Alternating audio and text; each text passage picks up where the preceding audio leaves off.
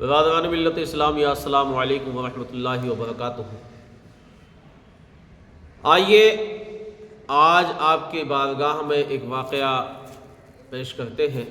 حضرت علامہ جلال الدین رومی رحمۃ اللہ علیہ نقل فرماتے ہیں کہ ایک ملک کے لوگوں کا پیشہ تھا، طریقہ کار تھا کہ وہ جب ان کا بادشاہ چننا ہوتا تھا تو ان کی بستی میں باہر کا آدمی جو سب سے پہلی مرتبہ آتا تھا اس کا استقبال کرتے تھے اور اس کو بادشاہ چنتے تھے۔ اور بادشاہ چننے کا طریقہ یہ ہوتا تھا کہ اس کو بادشاہ صرف 1 سال کے لیے چنا جاتا تھا۔ 1 سال کے بعد اس کو اپنی بستی سے باہر ایک بیابان جنگل میں چھوڑ کے آتے تھے جس کو درندے کھا جایا کرتے تھے، جہاں کوئی عیش و آشائش نہیں تھی، گھنا جنگل تھا، خطرناک، درندے کھا جاتے تھے۔ اس کے بعد میں چھوڑ کے آنے کے بعد میں پھر جب بستی کی طرف آتے تھے تو بستی میں باہر کا آدمی جو سب سے پہلے آتا تھا اس کو بادشاہ چن لیا جاتا تھا، لیکن بادشاہ چننے میں کوئی زبردستی نہیں کرتے تھے۔ آنے والا اب جب آتا ہے تو کیا ہوتا ہے کہ آنے والا ایک عالم ربانی تھا، علمدار تھا، تو اس علمدار شخص سے انہوں نے سوال کیا کہ سواگت ہو، آپ ہمارے بادشاہ سلامت ہیں۔ کہا بھئی مجھے بادشاہ کیوں چنا جا رہا ہے، معاملہ کیا ہے؟ تو ان لوگوں نے کہا کہ نہیں، ہم آپ کو بادشاہ بنائیں گے اور ہمارا معاملہ یہی ہے کہ ہم ہر آنے والے شخص کو جو پہلی بار آتا ہے اس کو بادشاہ بنایا کرتے ہیں۔ دوستو، مولانا جلال الدین رومی رحمۃ اللہ علیہ نقل فرماتے ہیں کہ اس شخص نے کہا کہ پھر اس کے بعد کیا کرتے ہو؟ کہ 1 سال کے لیے بادشاہ چنتے ہیں اور اس کے بعد اس کو ایک بیابان جنگل میں چھوڑ آتے ہیں، اور چھوڑ آنے کے بعد میں اس کا جو انجام ہوتا ہے وہ جانے، ہمیں اس سے کوئی مطلب نہیں۔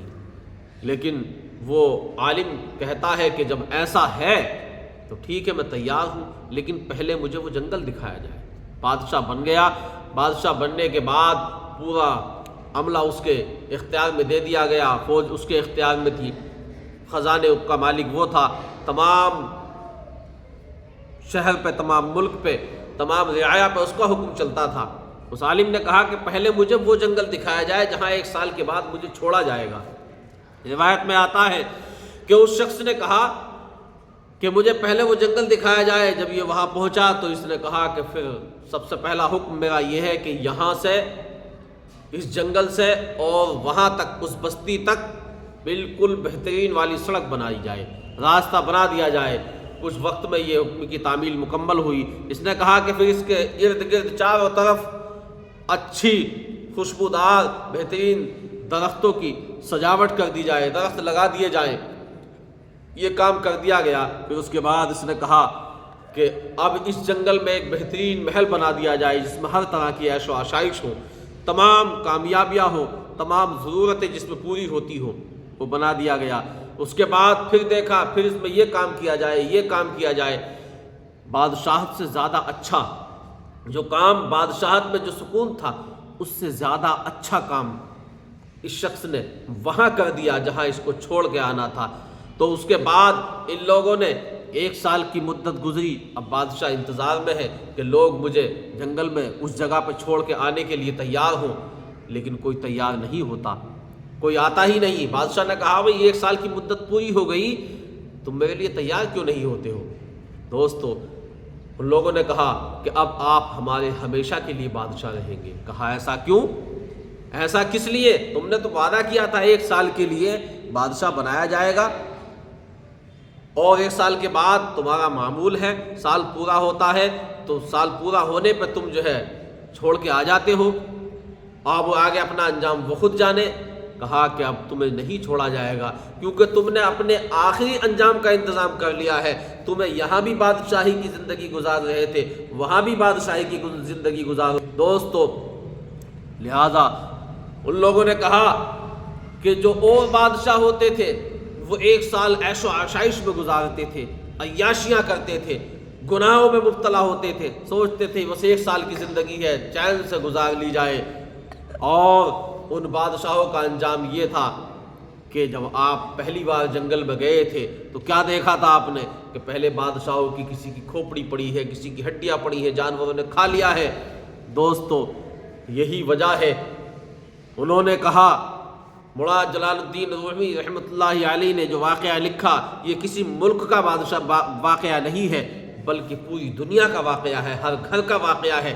جب کوئی نیا بچہ ہمارے گھر میں آتا ہے اس کو استقبال کیا جاتا ہے، دولہا بنایا جاتا ہے، بادشاہ کی طرح اس کی بلائیں لی جاتی ہیں، خوشی منائی جاتی ہے۔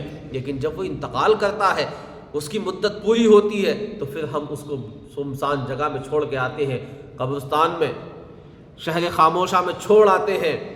اب اس نے اگر دنیا کے لیے کچھ کیا، آخرت کے لیے کچھ کیا تھا تو وہ پھر آج بھی بادشاہ ہے، اور اگر نہیں کیا تھا تو اس کا انجام ان بادشاہوں کی طرح ہے جیسا پہلے بادشاہوں کا انجام ہوا۔ دوستو جن لوگوں نے آخرت کی فکر کی ہے، 800 سال ہو گئے ہیں، 813 سال ہو گئے ہیں، پھر بھی دنیا یہی کہہ رہی ہے راجہ تو میرا خواجہ ہے۔